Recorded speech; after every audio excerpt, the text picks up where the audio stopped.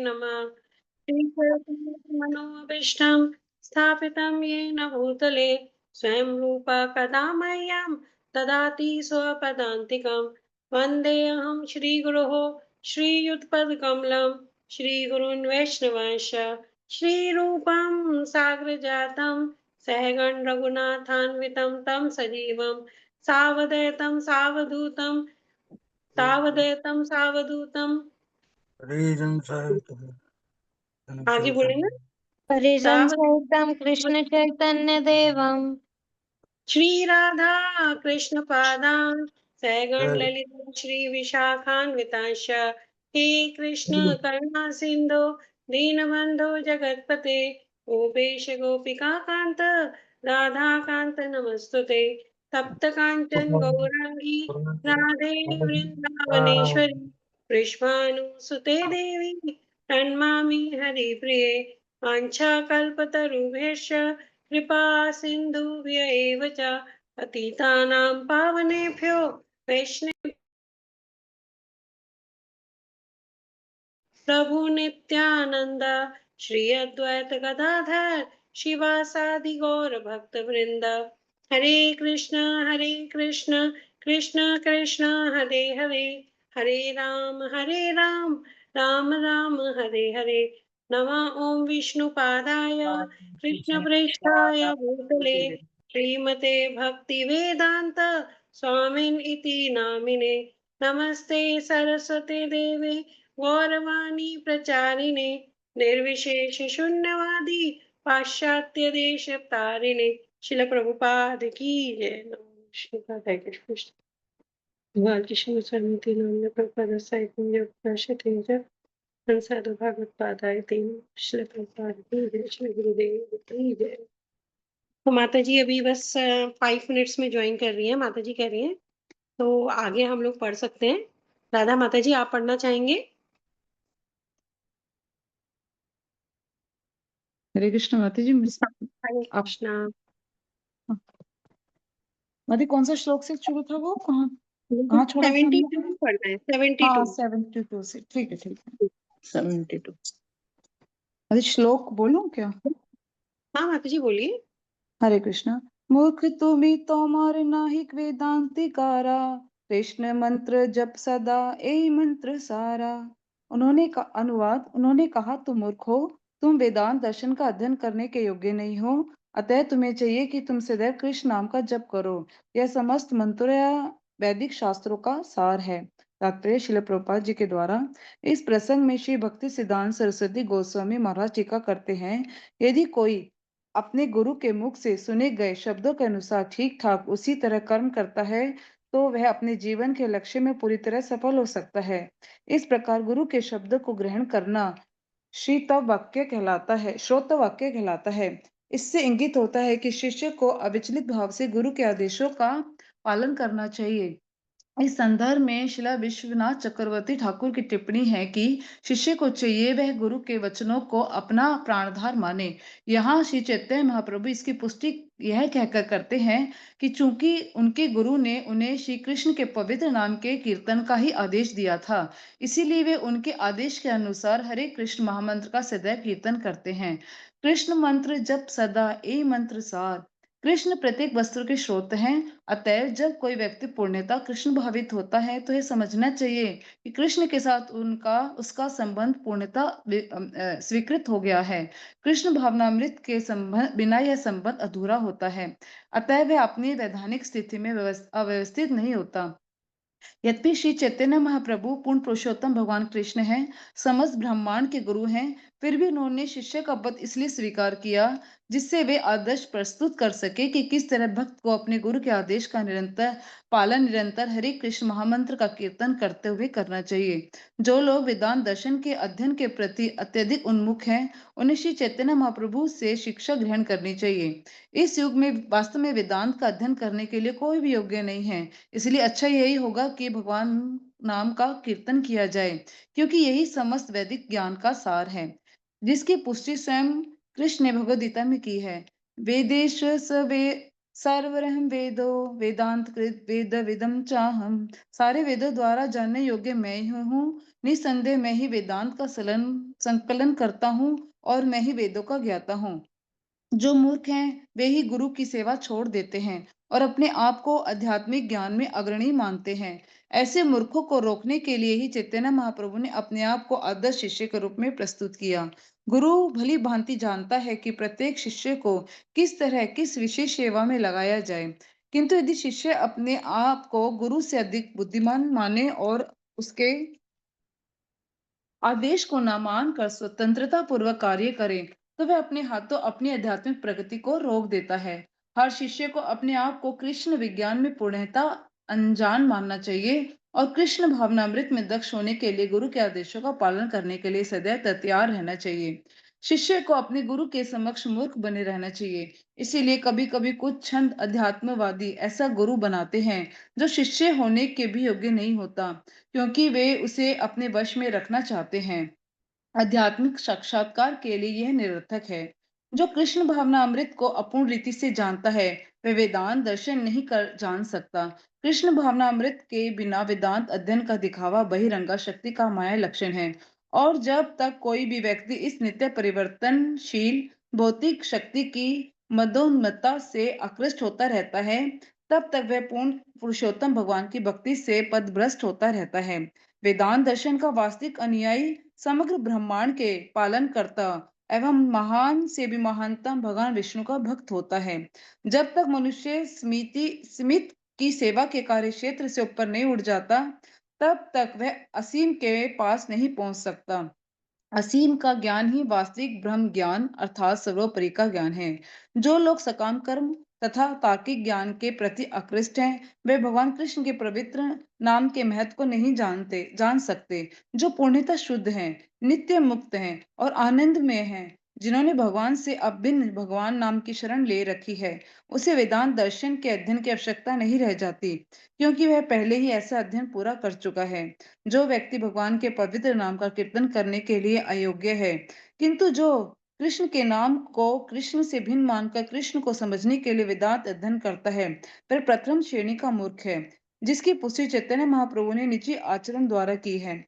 जो दार्शनिक चिंतक वेदांत दर्शन को अपनी आजीविका बनाना चाहते हैं, वे भी माया के प्रभाव के ही अंतर्गत माने जाते हैं। जो व्यक्ति भगवान के पवित्र नाम का कीर्तन सदा करता रहता है, वह पहले ही भव सागर पार कर चुका होता है। अतएव निम्न कुल में जन्मा व्यक्ति भी यदि भगवान नाम का कीर्तन करता है, तो उसे वेदांत दर्शन का अध्ययन करने की आवश्यकता से परे समझा जाता है। इस संदर्भ में श्रीमद् भागवतम का कथन है, अहो बद शुभ चो अतो गरिमयान यजि गहे प्रत्यति नाम तुभ्यम ते पूस्तमस्ते जुहवु ससुनिराया ब्रह्मनु चुर्वा गृणति ये ते। यदि चंडाल कुल में जन्मा व्यक्ति कृष्ण के पवित्र नाम का कीर्तन करता है, तो यह समझना चाहिए कि उसने अपने पूर्व जन्म में सभी तरह की तपस्याएं संपन्न कर ली होंगी और सारे वैदिक ज्ञान संपन्न कर लिए होंगे। यह एक अन्य उदाहरण है। ऋथो वेद अथ यजुर्वेद समोवेद अप्यवर्थ वर्णा अधि अधितस्तेन येनोक्तं हरिरित्यक्षरद्वयम्। जो व्यक्ति हा तथा री इन दो अक्षरों का उच्चारण करता है, समझ लो कि उसने चारों वेद सम ऋग यजु तथा अर्थ पढ़ लिए हैं। इन श्लोकों का लाभ उठाने वाले कुछ सहजिया जो इस बात को सस्ती मां समझते हैं, अपने आप को उच्च वैष्णव समझते हैं, किंतु वेदांत सूत्र या वेदांत दर्शन का स्पर्श तक नहीं करते। किंतु एक सच्चे वैष्णव को वेदांत दर्शन का अध्ययन करना चाहिए। किंतु यदि वेदांत दर्शन का अध्ययन कर लेने के बाद वह भगवान नाम का कीर्तन नहीं करता, तो वह मायावादी से अधिक अच्छा नहीं है। अतः किसी को मायावादी नहीं होना चाहिए, फिर भी उसे वेदांत दर्शन के विषय में अनजान भी नहीं रहना चाहिए। श्री चैतन्य महाप्रभु ने प्रकाशानंद सरस्वती से यह शास्त्रार्थ करते समय अपने वेदांत ज्ञान का परिचय दिया था। अतः यह समझना होगा कि एक वैष्णव को वेदांत दर्शन में पूर्णतः दक्ष होना चाहिए, किंतु उसे यह नहीं सोचना ही चाहिए कि वेदांत अध्ययन ही सर्वस्व है। फलतः पवित्र भगवान नाम के जप में से विरत रहा जाए। भक्त को एक ही साथ वेदांत दर्शन के ज्ञान की और नाम कीर्तन की महत्ता जाननी चाहिए। यदि कोई वेदांत का अध्ययन करके मायावादी बन जाता है तो समझ लो कि उसने वेदांत को नहीं समझा। इसकी पुष्टि भगवत गीता में की गई है। वेदांत का अर्थ है ज्ञान का अंत। ज्ञान का चरम अंत कृष्ण का ज्ञान है जो अपने आप से अभिन्न है। सस्ते वैष्णव सहजिया वेदांत अध्ययन की परवाह नहीं करते, जिसकी चारों आचार्यों ने टीका की है। गौड़ीय संप्रदाय में वेदांत का भाष्य मिलता है जो गोविंद भाष्य कहलाता है, किंतु सहजी ऐसे भाष्य को अस्पृश्य दार्शनिक चिंतन मानते हैं और आचार्यों को मिश्र भक्त मानते हैं। इस तरह वे नरक जाने के लिए अपना रास्ता साफ कर देते हैं। हरे कृष्ण। हरे कृष्ण माता जी। बताइए, मैंने तो शुरू से पढ़ा नहीं, आप बताइए कोई क्या लिखा है इसमें। हरे कृष्णा माता जी। हरे कृष्ण। बताइए किसने किसको समझ में आया वो बता सकता है। तो सबसे इम्पोर्टेंट चीज ये है कि उनके गुरु ने क्या बोला, मूर्ख तुम्ही तोमार नाहिक वेदांत अधिकार, कृष्ण मंत्र जप सदा ए मंत्र सार। कि तुम मूर्ख हो, तुम वेदांत दर्शन का अध्ययन करने के योग्य नहीं हो, इसलिए तुम्हें चाहिए कि सदैव कृष्ण का नाम जप करो। ये समस्त मंत्रों और वैदिक श्लोकों का सार है। इतना सिंपल है। कोई भी व्यक्ति चाहे किसी भी लेवल का हो, क्या कर सकता है, हरे कृष्ण महामंत्र का जप कर सकता है। उसके लिए कोई प्री क्वालिफिकेशन की जरूरत नहीं है ना। इतना पढ़ा लिखा होना चाहिए, ये करना चाहिए, उसको इतना योग्य होना चाहिए, ब्राह्मण होना चाहिए, ये होना चाहिए, कुछ नहीं। किसी भी लेवल का व्यक्ति हो वो क्या कर सकता है, महामंत्र का जाप तो कोई भी कर सकता है, बच्चा बूढ़ा जवान कोई भी कर सकता है। तो ये सबसे बड़ी टीचिंग है कि महामंत्र का जप करने के लिए हमें किसी प्रकार की प्राथमिक क्वालिफिकेशन की योग्यता की आवश्यकता है। और बताइए।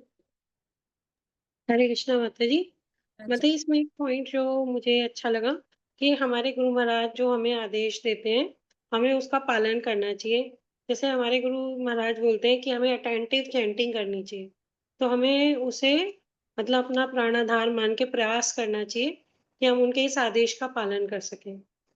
और मैं आपको बताऊं, मैंने जपा के ऊपर बहुत सारे सेमिनार्स अटेंड किए हैं। नाम है ना, नाम आश्रय, ये वो जपा के ऊपर बहुत सारे सेमिनार्स अटेंड किए मैंने। बट एट द एंड वो इतनी सारी चीजें बताते हैं, ऐसे ये वो सब, लेकिन एंड ऑफ द डे केवल एक बात आ जाती है, बस एक लाइन जो कि महाराज बोलते थे ना, अटेंटिव जप करो, और जब मन कहीं चला जाए तो उसको वापस ले आओ। एंड में यही है। और बता सकते हैं भाई, बताइए जिसने पढ़ा है पूरा वो बता सकते इसमें माता जी हरे कृष्णा प्रणाम। इसमें इस चीज पर एम्फेसिस किया गया है कि वेदांतों की जो शास्त्रों का ज्ञान तो होना चाहिए, पर उसके उससे ज्यादा नेसेसरी है कि हमें नाम जप को ज्यादा वो करना चाहिए, कि नाम जपा हमको ज्यादा करनी चाहिए। तो इसमें बताया गया कि वेदांत का अर्थ यह है कि ज्ञान का अंत, और ज्ञान का अंत क्या है, कृष्ण का ज्ञान ग्रहण करना। तो कृष्ण को जानना तत्व से बहुत ज्यादा जरूरी है। बाकी आप जो भी ये भौतिकवादी हम डिग्रीज लेते हैं, ये इसकी कोई इतनी वैल्यू नहीं है। कृष्ण को जानना और फिर उनका नाम जप करना मोस्ट इम्पोर्टेंट है। हैं। ये पॉइंट। और कोई, मैंने पढ़ा नहीं है, आपने पढ़ा तो बताइए ना अभी। एक पॉइंट है कि हमें वैष्णव को वेदांत दर्शन में पूर्णतया दक्ष होना चाहिए। तो माता जी, वेदांत दर्शन मतलब ये जो चारों वेद होते हैं उन्हें कहते हैं। तो हम तो पढ़ नहीं सकते इतने सारे वेद। तो और यहाँ पर शिला प्रभुपाद कह रहे हैं कि एक वैष्णव को वेदांत दर्शन में पूर्णतया दक्ष होना चाहिए। कल ही मैं अब सुन रही थी, तो वैसे श्रीमद् भागवतम के फर्स्ट कैंटो के फर्स्ट चैप्टर में ये लिखा हुआ है कि व्यक्ति को मतलब ये जो दर्शन, जितने भी दर्शन होते हैं ना, उन सबकी नॉलेज होनी चाहिए। किस लिए होनी चाहिए, ताकि कोई आपको परास्त ना कर सके आपके इसमें। फर्स्ट कैंटो के एक शुरू के किसी श्लोकों में लिखा हुआ है कि आपको नॉलेज होनी चाहिए। जितनी भी तरह की फिलोसफीज है ना, मायावादी ये वो, अगर नॉलेज नहीं होगी तो वो लोग आपको परास्त कर देंगे।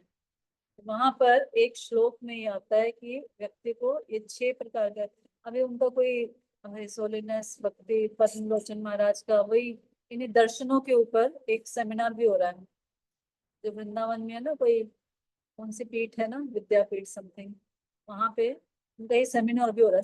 6 दर्शन जो है ना, ये 6 प्रकार के जो फिलोसफीज हैं, उसके ऊपर वो बताएंगे, क्योंकि प्रभुपाद ने भी उसमें बोला है कि अगर जो आचार्य होता है उसको सब कुछ पता होना चाहिए, तभी तो वो दूसरे लोगों को रिफ्यूट कर पाएगा, वो बता पाएगा कि क्या सही है क्या गलत है।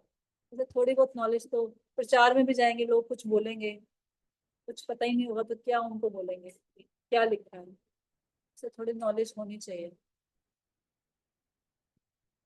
और फर्स्ट कैंडिडेट लिखा है कि होनी चाहिए, पढ़ते हैं लोग इसके विषय में। तो यहाँ पर दोनों चीजों को इम्पोर्टेंस दी गई है कि वेदांत का भी अध्ययन करना और साथ साथ जप करना, है ना। नॉलेज भी जरूरी है, नॉलेज भी जरूरी है, और साथ साथ मतलब नॉलेज का जो पर्पस है वो भी सॉल्व करना है कि चैंट करना है। और इसमें क्या लिखा है, इतना बड़ा है ये। इसमें माता जी ये भी है ना कि एक सच्चा वेदांती वही है जो नाम जप करता है यस ना। यस, पल्लवी माता जी आप कुछ बोल रहे हैं? हरे कृष्ण माता जी, धन्यवाद प्रणाम। माता जी, इसमें एक और भी बड़ा अच्छा पॉइंट है कि हमेशा हमें अपने स्पिरिचुअल मास्टर के अंडर रहना चाहिए और हमेशा उनको रिपोर्टिंग देनी चाहिए। जो मुझे यहाँ समझ में आया कि अपनी जो स्पिरिचुअल प्रोग्रेस है खुद हम नहीं चेक कर सकते, स्पिरिचुअल मास्टर ही हमें गाइड करेंगे, उन्हीं के गाइडेंस के अंडर हमें रहना चाहिए और वही चेक करेंगे और वही हमें सेवा में लगाएंगे कि जिस तरह से हमारी प्रवृत्ति होगी उस हिसाब से वही हमें सेवा पे लगाएंगे कि किस प्रकार की सेवा किसको देनी चाहिए। Very good point, very very good point. कोई इसको और इलेबोरेट करना चाहेगा? हरे कृष्ण माता जी। बताया माता जी ने। हाँ जी। माता जी, यदि कोई चांडाल कुल में भी जन्म लेता है ना, हरि नाम लेता है, तो उसके पूर्व जन्म सब सफल हो जाते हैं हरि नाम की कृपा से। यस, पल्लवी माता जी ने जो बताया उसको कौन इलेबोरेट करेगा? हरे माता जी, कृष्ण माता जी, पल्लवी माता जी ने पॉइंट ये उठाया कि हमें जो है गुरु के निर्देशन में कार्य करने चाहिए। गुरु को मालूम होता है कि शिष्य जो है किस चीज में योग्यता है उसके पास, तो गुरु समझ जाता है शिष्य को, वो फिर वही कार्य उनको देते हैं कि जिसमें शिष्य जो उसको कर पाए, जो उसमें संपन्न, जो उसमें योग्यता होती है जिसमें। जैसे कोई प्रीचिंग में अच्छा है तो गुरु उसको प्रीचिंग में लगाते हैं, कोई डेकोरेशन करता है अच्छा, जैसे कोई किचन में करता है, तो गुरु को पता होता है, गुरु समझ जाते हैं कि शिष्य में क्या योग्यता है, उस हिसाब से उससे सेवाएं कराते हैं। और शिष्य का कर्तव्य है कि वो गुरु के निर्देशन में ही कार्य करे, कि गुरु ने जो कह दिया है वो मतलब वो ही अच्छा है, क्योंकि गुरु उसके भले के लिए ही करेंगे जो भी करेंगे। तो उसको वो स्पिरिचुअलिटी में आगे एडवांसमेंट के लिए ही जो गुरु हैं शिष्य को आगे योग्य बनाने के लिए काम कार्य करते हैं। ये मेरे yes, को समझ। ये लिखा है कि वेदांत का अध्ययन भी गुरु के निर्देशन में रह के करना चाहिए। तो अगर हम कुछ ज्वाइन कर रहे हैं, कुछ कर रहे हैं, तो हमें पता कर लेना चाहिए कि हमें करना है, कैसे करना चाहिए, क्या करना चाहिए, इसका पता कर लेना चाहिए, है ना।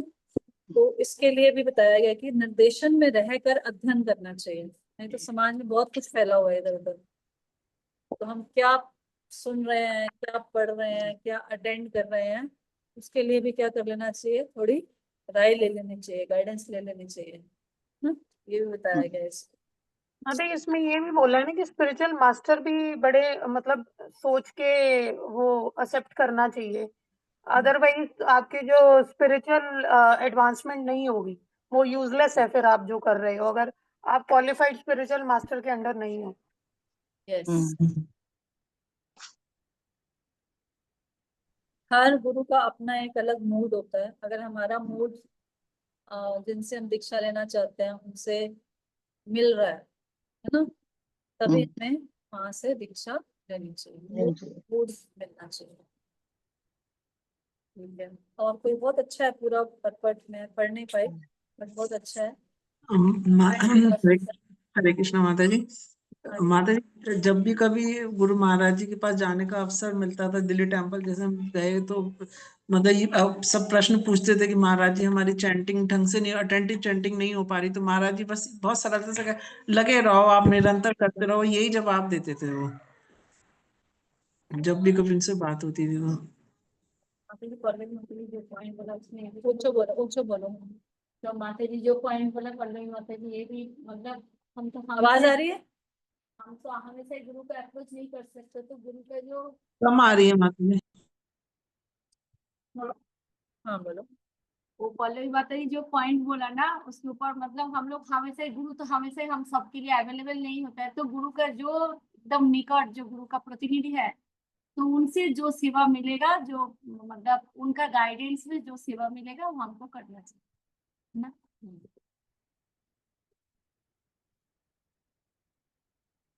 तो गाइडेंस बहुत आवश्यकता है स्पिरिचुअल लाइफ में भी ना, है ना। कई बार क्या होता है कि लोग बहुत छोटी छोटी चीजें पूछते हैं, है ना। घर में कुछ करना है, ये है वो है, और कई बार बहुत बड़ी बड़ी चीजें भी नहीं पूछते। तो गाइडेंस आवश्यकता है। ये नहीं है कि अब मैं नहा लूं, अब मैं खा लूं, मैं बैठ जाऊं, ऐसा नहीं है। और आध्यात्मिक जीवन में क्या हमारे लिए फेवरेबल है, क्या अनफेवरेबल है, वो जरूर थोड़ी सी जिज्ञासा कर लेनी चाहिए, पूछ लेनी चाहिए ना। जैसे एग्जाम्पल दिया जाता है, हमारे टाइम में बड़ा होता था कि लोग वृंदावन चले जाते थे ना, अपने आप भाग भाग के हर महीने वृंदावन पहुंचे होते थे, जी हम वृंदावन जा रहे हैं, वृंदावन जा रहे हैं, वृंदावन जा रहे हैं। तब हमें ये समझाया गया कि आप बिना अगर डायरेक्शन के, बिना गाइडेंस के आप वृंदावन भी जा रहे हैं, तो वृंदावन में भी आप कुछ समझ नहीं पाएंगे, सिर्फ ऐसे भागा दौड़ी करके वापस आ जाएंगे। तो किसी भक्त के निर्देशन में जाएंगे तो एक दिन का ट्रिप भी आपका कितना नरिशमेंट वाला होगा ना। तो हमें किसी भक्त के साथ जाना चाहिए, यात्रा में जाना चाहिए। पर इसका ये मतलब नहीं कि अब हम कभी भी, ऐसा नहीं है कि हम बिल्कुल ही हर ही बार पूछेंगे, हम कभी भी नहीं जाएंगे, नहीं वो भी नहीं है। ठीक है, कभी फैमिली का जाने का मन है 6 महीने साल में एक बार, तो हम जाके दर्शन करके आ सकते हैं, है ना। दोनों तरीके से, एक तो बहुत ज्यादा रिजिड भी नहीं होना चाहिए, बहुत ज्यादा लूज भी नहीं होना चाहिए कि सब कुछ अपनी मर्जी से चल रहा है। वो भी नहीं होना चाहिए कि हम हर हफ्ते वृंदावन जा रहे हैं ना जी। हम तो हर महीने में 2 बार वृंदावन होके आ रहे हैं, करके क्या आ रहे हैं, जाके वहां सिर्फ 2 मिनट दर्शन करके वापस आ रहे हैं। कोई सेवा नहीं की, कुछ किसी से एसोसिएट नहीं किया, किसी साधु का संग नहीं लिया। धाम में, अब की बार हमारी भक्ति वैभव क्लास में बता रहे थे, यात्रा की बात आ रही थी, तो नक्षीवदन लोग से बात हो रही थी, तो यात्रा आया कि विदुर जी ने तीर्थ यात्रा क्यों की। वो तो भगवान स्वयं सामने उपस्थित है वहां पे, तो तीर्थ यात्रा पे जाने का क्या पर्पस है। सामने भगवान है, तीर्थ यात्रा में किस लिए जाते हैं, भगवान के दर्शन करने जाते हैं ना। तो क्या हमें ऐसे जाना चाहिए। अब उनके सामने तो चलो भगवान थे, हमारे सामने भगवान नहीं है, हमारे सामने टेम्पल है, हमारे टेम्पल के डिटीज हैं, तो किसी ने बोला मैं तो यहीं पे सेटिस्फाइड हूँ। तो यात्रा जाती है तो हमें क्या यात्रा में जाना चाहिए। चित्तौड़गढ़ ने बोला जरूर जाना चाहिए। तो उन्होंने बोला कि पर मैं तो यही सेटिस्फाइड हूँ। बोले बात अपनी सेटिस्फेक्शन की नहीं है, बात यह है कि गुरु और कृष्ण किस में प्रसन्न हो रहे हैं। क्या गुरु हमारे सब भक्तों के एक साथ यात्रा में जाने से प्रसन्न होंगे। यस, प्रसन्न होंगे। क्या कृष्ण प्रसन्न होंगे कि सब हम एक साथ यात्रा में जा रहे हैं, वहाँ बड़े बड़े सीनियर डिवोटीज आ रहे हैं, उनसे श्रवण कर रहे हैं, उनसे कीर्तन, उनके साथ बैठ के जिज्ञासा कर रहे हैं। तो वो यात्रा का पर्पज यही है कि ऐसे भक्तों का संग करना जिनका संग हमें रेगुलर लाइफ में नहीं मिलता, तो वो वहां पर मिलते हैं और हम भी फ्री होते हैं, अपने घर की जिम्मेवारियों से भागना दौड़ना नहीं पड़ता, तो वहां पे हम ज्यादा समय उनके साथ बैठ सकते हैं, जिज्ञासा कर सकते हैं, अपने प्रश्नों के उत्तर दे सकते हैं। फिर प्रभु जी ने बताया कि हमें जाना चाहिए, अवश्य जाना चाहिए। तो मतलब अपनी सेटिस्फेक्शन नहीं देखे, एक्चुअली सेटिस्फेक्शन नहीं है, वो हम कई बार लेजी हो जाते हैं, नहीं नहीं सब कुछ तो है यहाँ पे, हरिनाम भी मिल रहा है, क्लास भी हो रही है, सब कुछ हो रहा है, क्या जाने की जरूरत है। तो लेजीनेस है वो। तो बोला धाम का भी अपना प्रभाव होता है। धाम में जाते हैं तो धाम में बैठ के जब हम श्रवण करते हैं और हम भी फ्री होते हैं, वो भक्त भी आए होते हैं सारे दूर दूर से, तो हमारे कॉन्शियसनेस एलिवेट होती है, इसलिए हमें यात्रा का प्रभाव है। तो ये सब हमें कैसे पता चलेगा, जब हम गुरु की गाइडेंस में रहेंगे, गुरु से पूछेंगे क्या हमें जाना चाहिए, क्या हमें ये कर लेना चाहिए, क्या हमें वो कर लेना चाहिए। अगर पूछेंगे नहीं, अपनी मनमर्जी से चलेंगे, तो फिर बिल्कुल ही फ्री बर्ड्स हैं, हमारा कोई उसमें नहीं है। और अब बिल्कुल भी ऐसे नहीं हो जाए कि चम्मच मुंह में डाल लूं, बैठ जाऊं, उठ जाऊं, वो भी नहीं है। लेकिन इंपॉर्टेंट चीजों में हमें अवश्य अवश्य जो हमारे आध्यात्मिक जीवन से रिलेटेड है, अवश्य हमें जिज्ञासा करके चलना चाहिए। तो कौन कौन जा रहा है अभी यात्रा में, कौन कौन नहीं जा रहा, कौन कौन नहीं जा रहा, वो हाथ खड़े रहते। माता जी मैंने अभी एनरोल नहीं कराया। करा लो, कार्तिक में धाम यात्रा जाने से छूटे तो छूट ही गए बस। किस कौन कौन व्रत के कारण नहीं जा रहा उसका, व्रत, करवा चौथ का व्रत है ना उसमें। मुझे पता चला बहुत सारे लोग इसलिए नहीं जा रहे। हाँ, अरे कोई हाथ नहीं, ना हाँ में ना में। माता जी मैं तो बेंगलोर आई हुई हूँ, तो इस वजह से नहीं माता जा जी पा। हमने बुक करा दिया। कौन कौन नहीं जा रहा वो हाथ खड़ा करे। माता जी बच्चे के एग्जाम है। अच्छा ठीक है। और अमिता माता जी आप क्यों नहीं जा रहे। हरे कृष्णा माता जी, प्रणाम माता जी। माता जी मेरे प्रभु जी मंदिर से नहीं जुड़े हुए हैं ना, तो फिर पीछे से प्रसाद की दिक्कत हो जाती है बहुत ज्यादा। मैं इसलिए आती नहीं हूँ यात्रा पे। मैं वनडे के लिए हम आएंगे, पर वहां पे ना एक दिन का तो हो जाएगा। तो प्रसाद का अरेंजमेंट ये आसपास से कर दो, मंदिर से प्लेट चली जाएगी उनके लिए, कोरिया उससे रैपिडो। बहुत दूर पड़ता है हमारा यहाँ से ना, मंदिर का बहुत दूर पड़ता है ना। वहां के कुछ भक्त वो कर देंगे, लेकिन यात्रा में आओ, संग करो। संग करने से ही फर्क पड़ेगा। संग करने से प्रभाव पड़ता है, संग करने से हमारी कॉन्शियसनेस में फर्क पड़ता है। अपने अपनी भक्ति तो हम सब कर रहे हैं अपने अपने घर में, लेकिन एसोसिएशन का क्या इफेक्ट होता है हमें ये भी देखना चाहिए। ठीक है। और व्रत की वजह से मैं जो नहीं जा रहा वो अपना नुकसान कर रहा है, क्योंकि व्रत किसके लिए रखना है।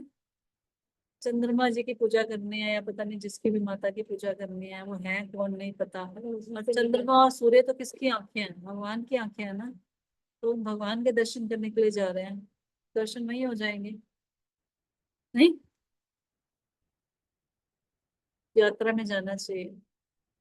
भागवतम में साफ लिखा है, ग्रंथों का अध्ययन का फायदा तभी है जब हम ग्रंथों की बातों को एक्सेप्ट कर पाए।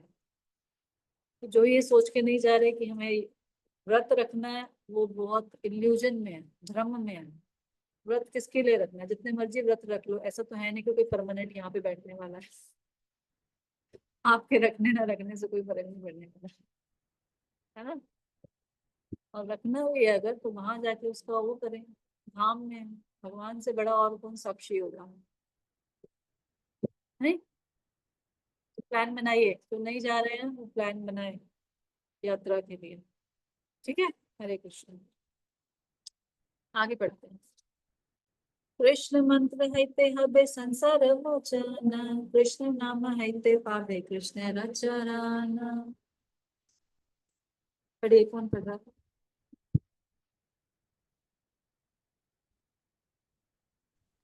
मितेश्वरी माता, आपके पास हिंदी की बुक है।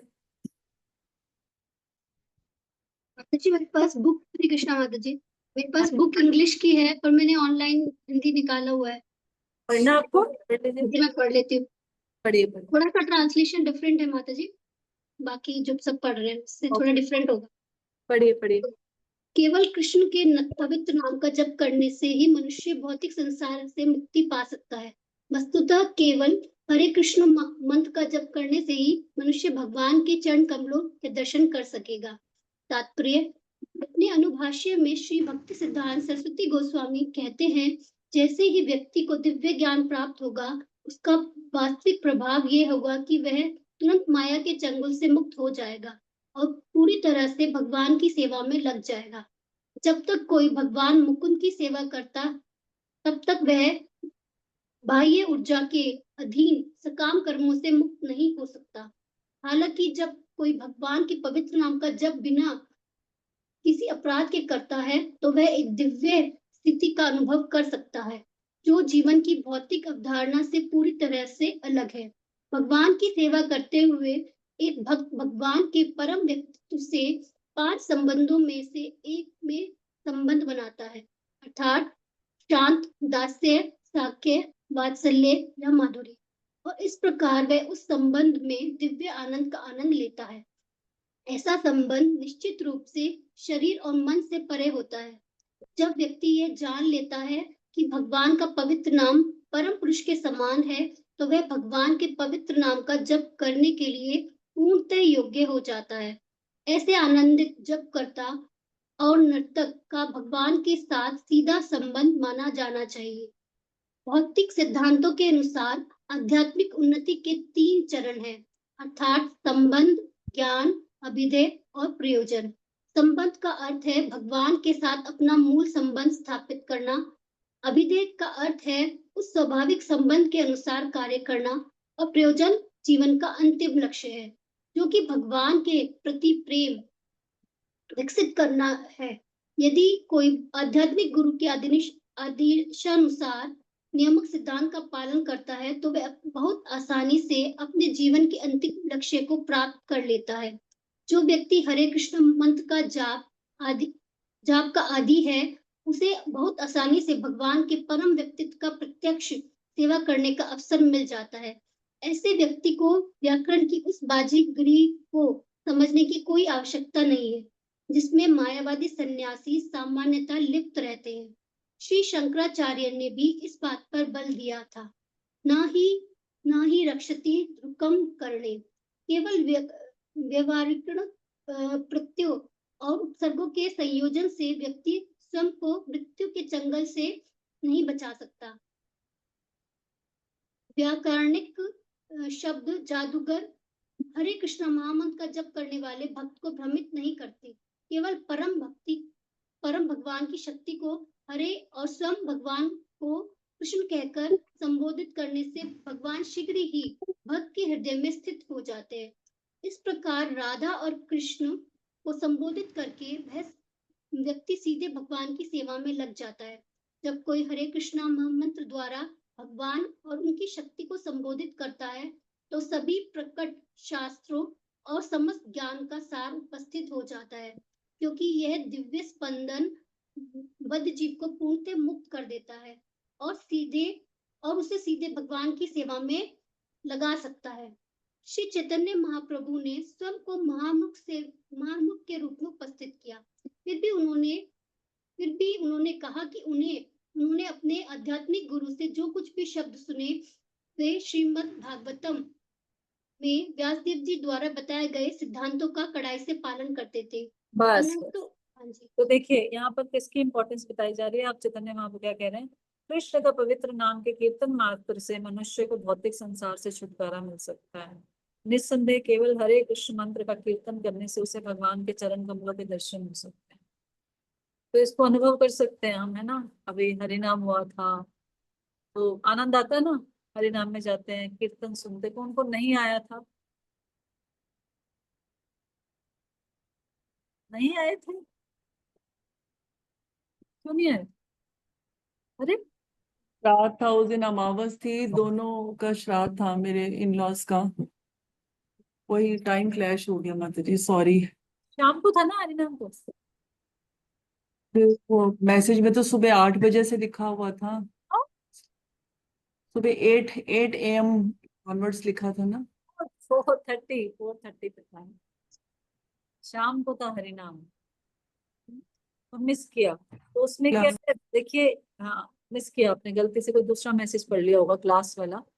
हरि नाम जो था वो शाम को था।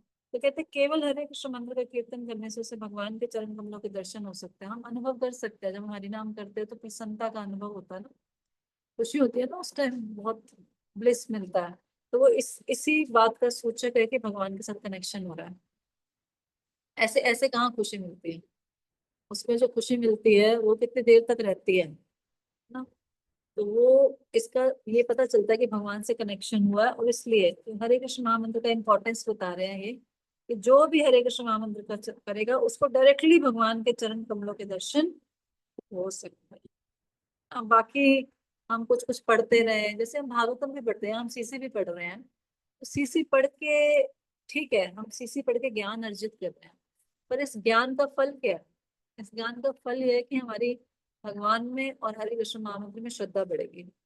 ये सुनो, है ना, हमारी श्रद्धा बढ़ेगी और हम अच्छे से भगवान की सेवा करेंगे और अच्छे से हरि नाम लेंगे। इस किताब को पढ़ने का यही उद्देश्य है। अध्ययन के ऊपर इतना जोर क्यों दिया जाता है? पढ़ो पढ़ो पढ़ो पढ़ो पढ़ो, क्यों पढ़ो? क्योंकि पढ़ने से हमारी चेतना में चेंजेस आएंगे, चेतना का विकास होगा। हाँ, और वो काम डायरेक्टली क्या कर सकता है? हरे कृष्ण महामंत्र सुनने मात्र से वो हमारा काम हो। सिर्फ वो कानों में पड़ गया, जैसे कीर्तन में हम देखते हैं, कीर्तन में कोई भी व्यक्ति बैठता, हम अंदर में हो रहा होता है, कोई नए नए लोग आ रहे होते हैं कहीं से, जैसे ही वो आएंगे वो मस्त हो जाते हैं, झूमना शुरू कर देते हैं, आनंद आना शुरू हो जाता है। क्यों? क्योंकि वो एकदम कनेक्शन एस्टेब्लिश हो गया। तो ये हरे कृष्ण महामंत्र की महिमा है। तो इसलिए वो कह रहे हैं कि मेरे गुरु बोलते हैं कि आप मूर्ख हो, आप वेदांत नहीं समझ सकते। इतने सारे श्लोक, फिर श्लोकों का अर्थ, श्लोकों को याद करना, श्लोकों का रेसिटेशन करना, है ना, उनका अपने जीवन में अप्लाई करना बड़ा मुश्किल काम है। सीधे चुपचाप हरे कृष्णा कृष्णा कृष्णा हरे हरे, हरे राम राम राम हरे हरे करने मात्र से हमारा क्या हो जाता है, कनेक्शन भगवान से हो जाता है। हम सीधा उनसे क्या कर सकते हैं, उनके चरण कमलों के दर्शन कर सकते हैं। आगे और कोई पढ़े? कल्पना माता जी पढ़िए आप।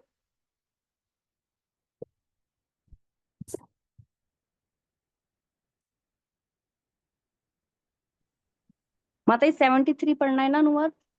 हाँ, बीच में से पढ़ना है। जीव के वे भौतिक दुख। जीव के वे भौतिक दुख जो उसके लिए आवश्यक नहीं है, भक्ति की विधि द्वारा दूर किए जा सकते हैं, किंतु अधिकांश लोग इसे नहीं जानते। इसलिए विद्वान व्यास देव ने इस परम सत्य विषयक वैदिक साहित्य श्रीमद् भागवत का संकलन किया। भक्ति योग का अभ्यास करने से मनुष्य सारी गलत धारणाओं से एवं भौतिक जगत की उलझनों से बच सकता है। अतएव व्यास देव ने श्री नारद के आदेशानुसार अत्यंत कृपा का प्रदर्शन करते हुए श्रीमद् भागवत प्रदान किया, जिससे बद्ध जीव माया के बंधन से छुटकारा पा सके। अतएव श्री चैतन्य महाप्रभु के गुरु ने उन्हें आदेश दिया कि मनुष्य को नियमित रूप से समीक्षा करते हुए श्रीमद् भागवत पढ़ना चाहिए, जिससे वह धीरे धीरे हरे कृष्ण महामंत्र के कीर्तन से अनुरक्त हो सके। भगवान का पवित्र नाम तथा भगवान अभिनय जो मनुष्य माया के बंधन से पूर्ण रूपेण मुक्त होता है, वह इस तथ्य को समझ सकता है। यह ज्ञान गुरु की कृपा से प्राप्त होता है और इसके कारण मनुष्य सर्वोपरि दिव्य पद को प्राप्त होता है। श्री चैतन्य महाप्रभु ने अपने आप को मूर्ख के रूप में प्रस्तुत किया, क्योंकि अपने गुरु की शरण में जाने से पूर्व वे ये नहीं जानते थे कि केवल कीर्तन करने से सारे भौतिक कलेशों से छुटकारा मिल सकता है। किंतु ज्यों ही वे अपने गुरु के आज्ञाकारी दास बन गए और उनके उपदेशों का पालन करने लगे, त्यों ही उन्हें तुरंत ही मुक्ति का मार्ग दिख गया। श्री चैतन्य महाप्रभु द्वारा किया जाने वाला हरे कृष्ण मंत्र का कीर्तन समस्त अपराधों से रहित समझा जाना चाहिए। भगवत नाम के प्रति 10 अपराधों की सूची इस प्रकार है। 1. भगवान के भक्त की निंदा करना। 2. भगवान तथा देवताओं को समान स्तर का मानना या यह सोचना कि ईश्वर अनेक हैं। 3. गुरु की आज्ञा का उल्लंघन करना। 4. शास्त्रों वेदों के प्रमाण की उपेक्षा करना। 5. भगवान के पवित्र नाम की मन माना अर्थ निकालना। 6. नाम जप के बल पर पाप करना। 7. श्रद्धा विहीन को भगवत नाम की महिमा का उपदेश देना। 8. भौतिक पुण्य कर्म से भगवत नाम के जप की तुलना करना। 9. भगवत नाम का जप करते समय सतर्क न रहना। 10. भगवत नाम जप करने पर भी भौतिक आसक्ति बनाए रखना।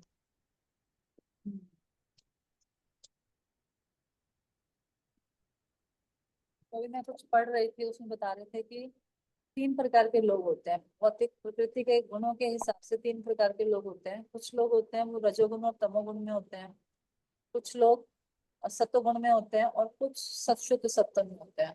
तो कह रहे जो रजो और तमोगुण वाले हैं वो क्या करते हैं, वो भगवान को वैसे तो उनका रूप नहीं मानते ना, निराकार मानते हैं।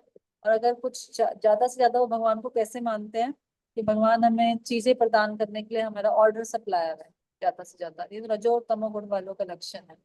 और जो सतोगुण वाला है उसमें ये बताया गया कि वो क्या करते हैं, वो कृष्ण कथा सुनते हैं लेकिन कृष्ण कथा को वो कृष्ण से अलग मानते हैं। ये प्रॉब्लम है। कृष्ण कथा सुनते हैं, वो उनको ये नहीं मानते कि भगवान का नाम गुण रूप लीला और भगवान एक ही है, ये नहीं मानते। तो ये भी एक प्रॉब्लम है सत्वगुण वालों के साथ। लेकिन जो शुद्ध सत्य में होता है वो कहते हैं कृष्ण कथा और कृष्ण एक ही है, उसमें कोई अंतर नहीं है। तो कहते कृष्ण कथा सुन लिया तो यही मेरा साधन है और यही मेरा साध्य है। साधन मतलब प्रोसेस और गोल, साध्य मतलब गोल। कृष्ण कथा सुनना और कृष्ण कथा कोई मतलब उसमें भगवान में कोई अंतर नहीं है। तो यहाँ पर ये कह रहे कि अधिकांश लोग ये नहीं जानते कि ये श्रीमद् भागवतम के बारे में जैसे बात है कि अगर श्रीमद् भागवतम पढ़ रहे हैं तो डायरेक्टली भगवान का संग कर रहे हैं, या ये सीसी पढ़ रहे हैं। आज सुबह जो लेक्चर हो रहा था उसमें बताए थे, प्रभु जी आए थे, कहते वास्तविक गौड़िया वैष्णव कौन है। वो बता रहे थे जिसने कम से कम 100 बार चैतन्य चरितामृत और चैतन्य भागवत पढ़ी है वो असली गौड़िया वैष्णव। सोचो, हमने तो अभी स्टार्ट किया है। तो गौड़िया वैष्णव बनने में कितना समय लगेगा? तो जिसने कम से कम 100 बार, गौड़िया मतलब चैतन्य महाप्रभु है ना, वही राधा रानी के भक्त है, चैतन्य महाप्रभु के भक्त, वो तब बनेंगे जब 100 बार इसकी एक एक चीज हमें याद होगी, चैतन्य चरितामृत और चैतन्य भागवत, तब वो वास्तविक गौड़िया वैष्णव बनेगा। अदरवाइज वही है, नाम अलग, भगवान का नाम अलग है ना, तो भगवान अलग है। कहते हैं नाम चिंतामणि कृष्ण चैतन्य रस विग्रह, पूर्ण शुद्धो नित्य मुक्तो अभिन्नत्व नाम नामिनी। ये जो भगवान का नाम है चिंतामणि की तरह है, और ये अभिन्नत्व नाम नामिनी है। ये नाम और नामी में कोई भेद नहीं है। जब हम नाम ले रहे हैं या उनके बारे में पढ़ भी रहे हैं, with same association with Lord. तो इसलिए श्रीमद् भागवतम क्या है, भागवतम पढ़ने से क्या हो जाता है, कहते हैं कि व्यक्ति जीवन की सारी उलझनों से बच सकता है। और सही बात है, इसमें इतना भौतिक जीवन को त्रस्त बताया गया है, इतना भौतिक जीवन की वो की जाती है कि व्यक्ति सोच बाध्य हो जाता है सोचने में कि वास्तव में भौतिक जीवन कितना दुष्कर है ना। वो चाह के भी फिर जो मर्जी हो जाए, चाह के भी वापस उस मटेरियल लाइफ में नहीं जा पाता, जिसने थोड़ी बहुत भी भागवतम पढ़ लिया। तो इसलिए कृष्ण का नाम, कृष्ण के बारे में पढ़ना है ना। कई प्रकार की कृष्ण कथाएं होती हैं। एक तो कृष्ण कथा होती है जो भगवान ने खुद बोली, भगवत गीता। एक कृष्ण कथा वो है जो भगवान के बारे में है, यानी कि श्रीमद् भागवतम या चैतन्य चरितामृत जो भी है। ये सब कृष्ण से कनेक्शन एस्टेब्लिश करने के लिए। ओके, तो इसलिए मनुष्य को नियमित रूप से क्या पढ़ना चाहिए, श्रीमद् भागवतम पढ़ना चाहिए, या कोई भी इस प्रकार की किताब पढ़नी चाहिए जो हम भी पढ़ रहे हैं, चैतन्य चरितामृत। तो धीरे धीरे क्या होगा, हमारा भी भगवान के साथ एसोसिएशन हो जाएगा। बाकी बता रहे नाम, पवित्र नाम और भगवान अभिन्न, जैसे मैंने अभी बताया, अभिन्नत्व नाम नामिने। तो ये 10 प्रकार के अपराध हैं, इससे सतर्क रहना चाहिए। ठीक है, आगे बढ़ते हैं। नाम बिनु कल काले नाही आर धर्म, सर्व मंत्र सार नाम ए शास्त्र मर्म। रश्मि माता जी आप पढ़ेंगे? जी माता जी, हरे कृष्ण, दंडवत प्रणाम माता जी। अनुवाद। इस कलयुग में भगवान नाम के कीर्तन से बढ़कर अन्य कोई धर्म नहीं है, क्योंकि यह समस्त वैदिक स्रोतों का सार है। यही सारे शास्त्रों का तात्पर्य है। तात्पर्य श्रीला प्रभुपाद जी के द्वारा। सत्य युग, त्रेता युग तथा द्वापर युग में गुरु शिष्य परंपरा पद्धति के नियमों का कड़ाई से सम्मान होता था, किंतु वर्तमान युग अर्थात कलयुग में लोग इस श्रोत परंपरा अर्थात गुरु शिष्य परंपरा द्वारा ज्ञान प्राप्त करने के महत्व की उपेक्षा करते हैं। इस युग में लोग यह तर्क करते हैं कि वे अपने सीमित ज्ञान तथा अनुभूति से परे जो कुछ है उसे विज्ञान के तथा कथित अवलोकन तथा प्रयोगों के माध्यम से समझ सकते हैं। वे यह नहीं जानते कि वास्तविक सत्य तो मनुष्य को अधिकारी व्यक्तियों से प्राप्त होता है। यह तर्क करने की प्रवृत्ति वैदिक सिद्धांतों के विरुद्ध है, और जो ऐसा करता है उसके लिए यह समझ पाना अत्यंत कठिन होता है कि कृष्ण का पवित्र नाम एवं कृष्ण जितना ही अच्छा है। चूंकि कृष्ण एवं उनका नाम अभिन्न है, अतः पवित्र नाम शाश्वत रूप से शुद्ध तथा भौतिक कलमश से रहित होता है। यह दिव्य ध्वनि के रूप में पूर्ण पुरुषोत्तम भगवान ही है। पवित्र नाम भौतिक ध्वनि से सर्वथा अभिन्न है, जैसा कि नरोत्तम दास ठाकुर द्वारा पुष्टि की गई है। गोलोकेर प्रेम धन हरि नाम संकीर्तन, हरि नाम संकीर्तन की दिव्य ध्वनि वैकुंठ से प्राप्त हुई है। इस तरह भले ही प्रायोगिक ज्ञान एवं तथा कथित वैज्ञानिक विधि में आसक्त रहने वाले भौतिकतावादी हरे कृष्ण महामंत्र के कीर्तन में श्रद्धा न रखें, किंतु सच्चाई यह है कि हरे कृष्ण महामंत्र के अपराध रहित कीर्तन मात्र से मनुष्य सारी सूक्ष्म तथा स्थूल भौतिक दशाओं से मुक्त हो सकता है। दिव्य लोक वैकुंठ कहलाता है। वैकुंठ का अर्थ है चिंता मुक्त। भौतिक जगत में हर वस्तु कुंठा से भरी है, जबकि आध्यात्मिक जगत वैकुंठ में हर वस्तु चिंता से मुक्त है। अतएव जो विभिन्न चिंताओं से ग्रस्त है, वे सब चिंताओं से मुक्त हरे कृष्ण मंत्र को नहीं समझ सकते। वर्तमान युग में हरे कृष्ण महामंत्र की ध्वनि ही एकमात्र विधि है जो भौतिक कलमश से परे दिव्य स्थिति में है। पवित्र नाम बद्ध जीव का उद्धार कर सकता है, इसलिए यहाँ पर इसे सर्व मंत्र सार अर्थात वैदिक स्रोतों का सार कहा गया है। ऐसा नाम जो इस भौतिक जगत की किसी वस्तु का निर्देश करता है वह तर्क तथा प्रयोगात्मक ज्ञान का विषय बन सकता है, किंतु परम जगत में नाम तथा नामी, यश तथा यशस्वी अभिन्न है। इसी तरह परम से संबंधित गुण, लीलाएं और अन्य सब कुछ भी परम होता है। यद्यपि मायावादी अद्वैतवाद को मानते हैं, किंतु वे भगवान के नाम तथा स्वयं भगवान में भेद करते हैं। इस नाम अपराध के कारण वे क्रमशः ब्रह्म ज्ञान के अपने उच्च पद से पतित हो जाते हैं, जिसकी पुष्टि श्रीमद् भागवत 10.2.32 में की गई है। आरोह्य कृच्छेण परमं पद्मं ततः पतन्त्यध्यो अनद्यात्यु युष्मात् अंक्यः। सॉरी माता जी, थोड़ा आगे बढ़ो। यद्यपि वे कठिन तपस्या करके ब्रह्म ज्ञान के उच्च पद को प्राप्त करते हैं, किंतु परम सत्य का अपूर्ण ज्ञान होने के कारण वे पतित हो जाते हैं। यद्यपि वे सर्वम खलविदम ब्रह्म, छांदोग्य उपनिषद 3.14.1 हर वस्तु ब्रह्म है, इस वैदिक मंत्र को मानते हैं, किंतु वे ये नहीं समझ पाते कि पवित्र नाम ही ब्रह्म है। यदि वे महामंत्र का नियमित जप करें तो वे इस भ्रांति से मुक्त हो सकते हैं। पवित्र नाम को सुयोग्य रीति से शरण लिए बिना कोई भी व्यक्ति पवित्र नाम के कीर्तन की अपराधी अवस्था से मुक्त नहीं हो सकता। हरे कृष्ण। कलयुग में भगवान के कीर्तन से बढ़कर और कोई धर्म नहीं है। ये समस्त वैदिक स्त्रोतों का सार है, यही सारे शास्त्रों का तात्पर्य है ना। प्रभु जी ने संडे की क्लास में बताया था, आपने अटेंड की होगी क्लास, किसने की क्लास अटेंड सुना था ना, तो काफी धमाल के साथ बताया उन्होंने हरे कृष्ण महामंत्र की इम्पोर्टेंस। जिसने नहीं सुनी वो सुन सकते हैं, है ना, और हरे कृष्ण महामंत्र उस हिसाब से करने का प्रयास कर सकते हैं।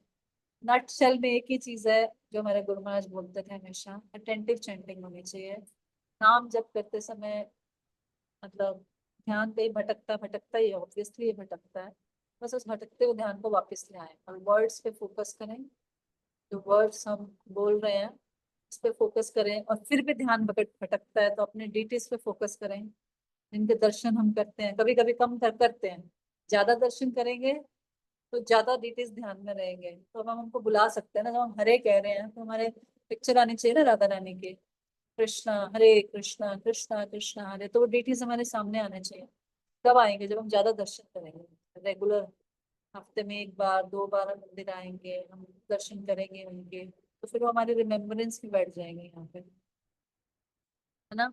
और फिर क्या होगा, हमारा हरे कृष्ण महामंत्र हम बुला भी रहे हैं तो हम होना चाहिए किसको बुला रहे हैं ना, कोई इसको बुला रहे हैं उसकी छवि होनी चाहिए ना सामने। अपने बच्चे को बुलाते हैं पिंकी राहुल ये वो सब, तो उनकी छवि होती है ना कुछ। तो इस तरह से हम अपने डेटीज को जो हमारे मेन हैं उनको याद करते हुए भी जप कर सकते हैं, कि ताकि ध्यान ना भटके। कि ऐसे ही कई बार ध्यान भटकता है वर्ड्स के उससे, वैसे भी हम कर सकते हैं। और फिर हम उनको अच्छे से जप करें, मतलब उनको प्रार्थना मतलब बोलनी नहीं है, मतलब उनको याद करते हुए, उनको स्मरण करते हुए जप करें, इस तरह से। ठीक है, तो कलयुग में सबसे इम्पोर्टेंट क्या है? हरिनाम कीर्तन। इसके अलावा और कुछ नहीं है, चाहे हम कुछ भी कर रहे हैं। एंड ऑफ द लाइफ जब हम मर रहे होंगे, तो अगर किसी तरह से हमारे मुख से हरे कृष्णा निकल गया, महामंत्र निकल गया, बस कल्याण हो गया। प्रैक्टिस ऑफ होल लाइफ से निकलेगा। माता जी हरे कृष्णा। माता जी ये पवित्र नाम की सुयोग्य रीति से शरण लिए बिना कोई भी व्यक्ति पवित्र नाम के कीर्तन सुयोग्य तो रीति जो तो रीति ये यानी बिना अपराध के। हाँ, बिना अपराध रहित जप करने का प्रयास करना चाहिए। ठीक है, तो ये हरि नाम की आगे अब महिमा बताइए, आगे बढ़ते हैं। एत बलि एक श्लोक शिखाइल मोरे, कंठे करी ए श्लोक करी विचारे। पढ़े। जी, अनुवाद। हरे कृष्ण महामंत्र की शक्ति का वर्णन करने के बाद मेरे गुरु ने मुझे दूसरा श्लोक सिखाया और मुझे यह उपदेश दिया कि मैं इसे सदैव अपने कंठ के भीतर रखूं। इस कलयुग में आध्यात्मिक उन्नति के लिए हरि नाम एक मिनट हरे नाम एव केवलम कलो नास्तेव नास्तेव नास्तेव गतिर्। इस कलयुग में आध्यात्मिक उन्नति के लिए हरि नाम के अतिरिक्त अन्य कोई विकल्प नहीं है, अन्य कोई विकल्प नहीं है, अन्य कोई विकल्प नहीं है। तात्पर्य आध्यात्मिक जीवन। एक मिनट तो ये श्लोक चैतन्य महाप्रभु ने दिया ये वाला, ये किसी शास्त्र का है? वो ब्रह्मा जी वाला है ना, कलिसंतरण उपनिषद से है। ठीक है, तो ये श्लोक कलिसंतरण उपनिषद से है, हरे नाम वाला ये, तो यहाँ पर इसको दिया गया। अब इसमें ना ये मैं पढ़ती हूँ क्योंकि ना इसमें बहुत सारे श्लोक हैं, तो उसमें शॉर्ट में पढ़ूंगी, इसका एसेंस पढ़ूंगी इसमें, ठीक है। तो कह रहे हैं कि आध्यात्मिक जीवन की उन्नति के लिए शास्त्रों की संस्कृति के सत्य युग में ध्यान करना चाहिए, त्रेता युग में यज्ञ, द्वापर में मंदिर की पूजा की जानी चाहिए, कलयुग में एकमात्र हरि नाम के द्वारा ही प्रगति की जा सकती है। तो इसमें 12वें स्कंद में बताया गया, कले दोष निधे राजन अस्ति एको महान गुण कीर्तन देव कृष्ण से मुक्त संग परम व्रजेत। ये श्लोक हम याद कर सकते हैं, बहुत दिनों से कोई श्लोक नहीं याद किया ना हमने, तो ये श्लोक बहुत इंपॉर्टेंट है। 3.51 इसको हम कल याद कर सकते हैं। कले दोषे कहते कलयुग में सारे दोष हैं, निधि राजन अस्ति, लेकिन राजन इसमें एक निधि है, एक अच्छी चीज है, एक निधि का मतलब खजाना है, एक महान गुण एक है, कीर्तन देव कृष्ण से, कि जो कृष्ण का कीर्तन करता है, मुक्त संगम परम विजय, सारे भौतिक संग से क्या हो जाता है, मुक्त हो जाता है, और परम विजय विज उसकी विजय होती है। तो नीचे क्या लिखा है, कलयुग में दोष ही दोष है, लोगों को अनेक कष्टों का सामना करना पड़ता है, फिर भी इस युग को एक विशेष वर प्राप्त है कि हरे कृष्ण महामंत्र के कीर्तन से मनुष्य सारे भौतिक कर्म से मुक्त हो जाता है, इस तरह आध्यात्मिक जगत को प्राप्त करता है। नारद पांचरात्र में भी इसकी प्रशंसा की गई है कि 3 प्रकार के वैदिक कृत्य, कर्म कांड, ज्ञान कांड, उपासना कांड, ये सब विद्या करने से, ये सारी विधियां किसमें है, हरे कृष्ण इन 8 अक्षरों में निहित है। सारी विधियां, कर्म कांड, ज्ञान कांड, उपासना कांड, ये सब इसमें आ जाता है ना। ये सारे वेदांत की वास्तविकता है। ज्ञान के सागर को पार करने का एकमात्र साधन पवित्र भगवान नाम का कीर्तन है। इसीलिए कलिसंतरण उपनिषद का कथन है, हरे कृष्ण कृष्ण कृष्ण हरे हरे, हरे राम राम राम हरे हरे। 16 नाम जो 32 अक्षर से बने हैं, कलियुग के दुष्प्रभाव को दूर करने का एकमात्र साधन है। सारे वेदों में ये देखा जाता है कि ज्ञान के सागर को पार करने के लिए पवित्र भगवान नाम के अलावा और कोई साधन नहीं है। मुंडक उपनिषद में भी यही बताया गया है कि द्वापर में पांचरात्रिक विधि से भव्य पूजा, कलयुग में केवल हरि नाम के द्वारा भगवान को प्रसन्न किया जाता है। भक्ति संदर्भ में भी इतना बड़ा श्लोक दिया है, उसमें भी जीव गोस्वामी क्या बताते हैं नीचे, सारे मंत्रों का सार है भगवान के पवित्र नाम का कीर्तन। प्रत्येक मंत्र ओम से प्रारंभ होता है, अतः पूर्ण पुरुषोत्तम भगवान के नाम को संबोधित करता है। हर मंत्र में एक विशेष शक्ति होती है। पवित्र भगवान नाम का कीर्तन करने से परमेश्वर के साथ जीव का दिव्य संबंध तुरंत जागृत हो जाता है। इसके लिए किसी साथ संबंध की आवश्यकता नहीं होती, पूर्ण पुरुषोत्तम भगवान से जुड़ने के फलस्वरूप सारे वांछित फल तुरंत प्राप्त हो जाते हैं। इसलिए यह प्रश्न उठाया जा सकता है, जो पवित्र भगवान नाम का कीर्तन करता है उसे दीक्षा लेना या भक्ति के अन्य कार्य करने की क्या आवश्यकता है। लोग पूछते हैं ना, हरि नाम ऐसे कर लूं, दीक्षा ना लूं, बड़ा इंपॉर्टेंट क्वेश्चन है कि हम तो ऐसे ही माला कर रहे हैं और ऐसे ही करते रहेंगे, 10-10 साल हो गए, 15-15 साल और करते रहेंगे, बस क्या जरूरत है दीक्षा लेने। ये तो लोग हमारे पीछे ऐसे पड़े रहते हैं, दीक्षा लो दीक्षा लो दीक्षा लो, है ना, बोलते हैं ना, टेम्पल वाले बोलते हैं जी बहुत हो गया, आप दीक्षा ले लो दीक्षा ले लो। हम कहते नहीं, हम ऐसे ही अच्छे हैं, हम तो हरि नाम कर ही रहे हैं, मंदिर में सेवा भी कर रहे हैं, दान भी देते हैं, नित्य सेवा भी करते हैं, बाकी भी सेवाएं कर देते हैं, जब जब बुलाया जाता है, दीक्षा की क्या आवश्यकता है। तो आंसर दे रहे हैं, कहते यद्यपि, इसका उत्तर यह है कि यद्यपि यह सच है कि पवित्र भगवान नाम के कीर्तन में सदैव लगे रहने वाले को किसी प्रकार की दीक्षा की आवश्यकता नहीं है, किंतु सामान्यतः यह देखा जाता है कि भक्त अपने पूर्व जन्म के भौतिक कल्मश के कारण अनेक गलत भौतिक आदतों के प्रति आसक्त रहता है। इन सारे कल्मशों से शीघ्र छुटकारा पाने के लिए आवश्यक है कि वे मंदिर में भगवान की पूजा में लगे। बद्ध जीवन के कल्मश के कारण उत्पन्न चंचलता को कम करने के लिए मंदिर में अर्चा विग्रह की पूजा आवश्यक है। इस तरह नारद ने अपने पांचरात्र की विधि में तथा अन्य ऋषियों ने भी इस बात पर बल दिया कि प्रत्येक जीव में इंद्रिय भोग के कारण जो देहात्म बुद्धि है, उस इंद्रिय भोग को नियंत्रित करने के लिए मंदिर में अर्चा विग्रह की पूजा के विधि विधान होने आवश्यक हैं। श्री रणूप गोस्वामी ने बताया कि मुक्त आत्माओं द्वारा पवित्र भगवान नाम का कीर्तन किया जा सकता है, किंतु जितने जीवों को हमें दीक्षा देनी पड़ती है वे लगभग सभी बद्ध होते हैं। अतः ये सलाह दी जाती है कि अपराध रहित होकर तथा विधि विधानों के अनुसार पवित्र भगवान नाम का कीर्तन किया जाए। फिर भी लोग अपने विगत बुरी आदतों के कारण इन नियमों का पालन नहीं करते, इसलिए साथ साथ अर्चा विग्रह की पूजा के विधि विधानों की आवश्यकता है। इसको समझ में आया कि हमें दीक्षा क्यों लेनी चाहिए? तो पल्लवी माता जी बताएंगे। यस, बताएंगी और लेंगे जल्दी जल्दी दीक्षा। थैंक यू माता जी। माता जी, इसमें दीक्षा लेनी सबसे ज्यादा जरूरी मेरे को ये समझ लगी कि इसलिए बताया क्योंकि हम we are not so pure और हम मटेरियल वर्ल्ड में रह रहे हैं, मटेरियल लोगों के कनेक्शन में हर टाइम रहते हैं, मटेरियल एक्टिविटीज करते हैं, तो हम उतनी प्योरिटी हमें नहीं आ सकती कि हम सिर्फ हरि नाम करें और स्पिरिचुअल वर्ल्ड में चले जाएं। वो सिर्फ हमें गुरु ही प्रदान कर सकते हैं।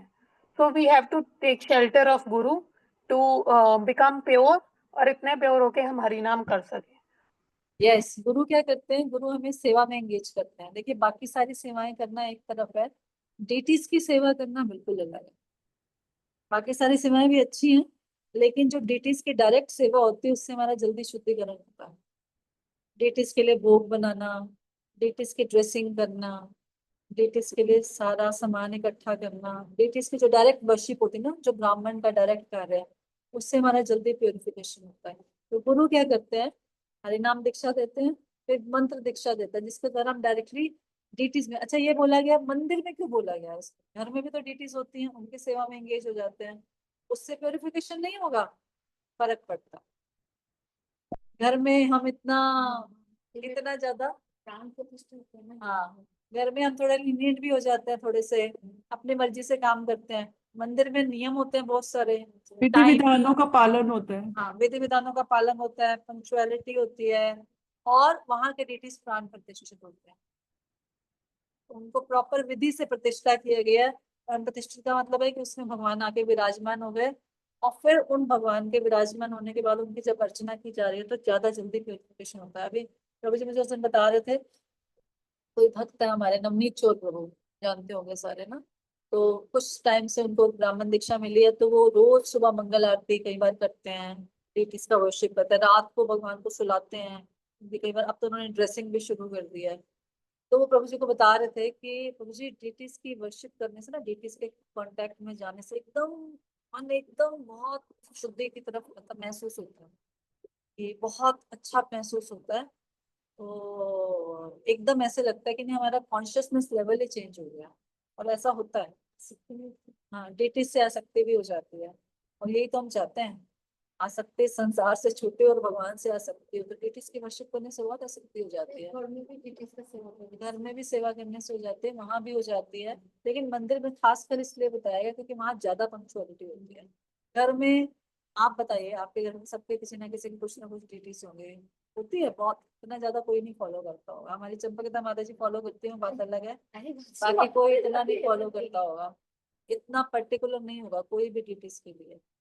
तो मंदिर में आने से, जैसे डेटिव किचन में भी आना, मान लो आपको, तो आपको होता है ना प्रॉपर टाइम पे आना है, ये बनाना है, ये करना है, अच्छे भाव से, नए अच्छे से भाव डेवलप हो जाता है उसमें। इसलिए डेटिव वर्शिप आवश्यक है भक्तों के लिए। उसके लिए हमें क्या लेना पड़ेगा? दीक्षा लेनी। बिना दीक्षा के डेटिव वर्शिप नहीं कर सकते। तो बताइए कौन कौन दीक्षा लेने को तैयार है? अभी नाम देते हैं आपको। अमृतेश्वरी माता जी बैठी हैं, सारे माता जी नाम नोट कर लो, उनकी फोटो क्लिक कर लो सभी। कौन कौन दीक्षा लेने को तैयार है? सब तैयार है? वंदना रोहिला माता के दोनों हाथ खड़े हैं, वेरी गुड। वो अत्यधिक उत्सुक है। Very nice. और रितु मित्तल माता जी, जल्दी जल्दी कब? हाँ? और कौन रह गया? प्रमिला माता जी, जल्दी जल्दी। कल्पना हाँ जी माता जी, माता जी, जरूर। कल्पना माता जी, पल्लवी माता जी, नामिका माता जी, रूबी माता जी, अंकुर माता जी, सब तैयार है। वेरी गुड ना। दीक्षा कमेटी वालों को भी खाली मत बैठने दो ना, उनको भी काम देते रहो, कुछ ना कुछ काम करते रहेंगे वो भी। दीक्षा लेनी चाहिए। दीक्षा के वास्तव में फर्क पड़ता है, पता है। दीक्षा नहीं ली हो ना तो जिंदगी में इतनी परेशानियां, इतनी परेशानियां, इतनी परेशानियां कि हम ना इधर उधर हो जाते हैं। लेकिन दीक्षा ली होती है ना तो कमिटमेंट होती है, एटलीस्ट गुरु से तो प्रेम हो ही जाता है। और जब गुरु से प्रेम हो जाता है ना तो फिर उसके बाद ये हो जाता है कि नहीं यार, आज माला करने का मन नहीं है बट करनी पड़ेगी, क्योंकि गुरु महाराज को हमने वचन दिया, करनी पड़ेगी। जैसे तैसे रोते रोते कर लो, एक दिन मूड ठीक नहीं है, दूसरे दिन मूड ठीक नहीं है, तीसरे दिन अपने आप मूड ठीक हो जाएगा। और फिर कहेंगे अच्छा हो हमने माला नहीं छोड़ी, है ना, क्योंकि गुरु महाराज को हमने वचन दिया था।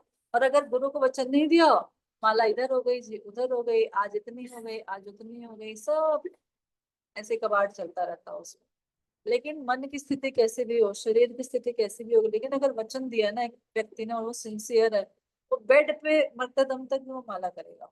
और क्योंकि अगर उसको गुरु से प्रेम हो गया है फिर वो अपने भक्ति के नियमों को नहीं छोड़ेगा। ऐसे भक्त को भगवान देख रहे होते हैं ना, ये किसी भी परिस्थिति में अपने जप को नहीं छोड़ रहा, अपनी साधना को नहीं छोड़ रहा, फिर भगवान उस पर नजर डालते हैं और फिर उसको अपनी कृपा दृष्टि को दान देता है। आज मैं बड़ा सुंदर पढ़ रही थी ब्रह्मा जी की, कुछ था वो, ब्रह्मा जी क्रिएशन कर रहे हैं और भगवान से प्रार्थना कर रहे हैं कि भगवान मुझे सृष्टि करने के लिए ना शक्ति दो। मेरे पास शक्ति नहीं है, आपने मुझे ज्ञान तो दे दिया बहुत सारा पर मेरे पास सामर्थ्य नहीं है, तो आप मुझे शक्ति दो। तो वहां पे बड़ा अच्छी एक लाइन आ रही थी कि कृपा, सब कुछ कृपा से होता है ना। ब्रह्मा जी ने जो क्रिएशन भी की, अब उनके पास नॉलेज भी आ गई थी, सब कुछ हो गया, बट क्रिएशन करने के लिए भी उनको कृपा चाहिए। और जब उनको वो कृपा मिली, मर्सी मिली, तब वो क्रिएशन करते। तो पहले वो ढूंढ रहे हैं मैं कौन हूँ, मैं कहाँ हूँ, मैं क्या कर रहा हूँ, क्यों कर रहा हूँ, है ना। परेशान है बेचारे, हमारी तरह जैसे हम परेशान रहते हैं। तो वो फिर भगवान ने जब उनको कृपा की उनके ऊपर, उन्होंने प्रेयर्स की, तो बोलो प्रेयर्स बड़ी इंपॉर्टेंट है। तो प्रेयर के द्वारा क्या करते हैं, भगवान शक्ति देते हैं, कृपा देते हैं और शक्ति देते हैं। तो इसीलिए दीक्षा के बाद क्या होता है, गुरु भी कृपा देते हैं और शक्ति देते हैं, इसलिए दीक्षा बहुत आवश्यक है।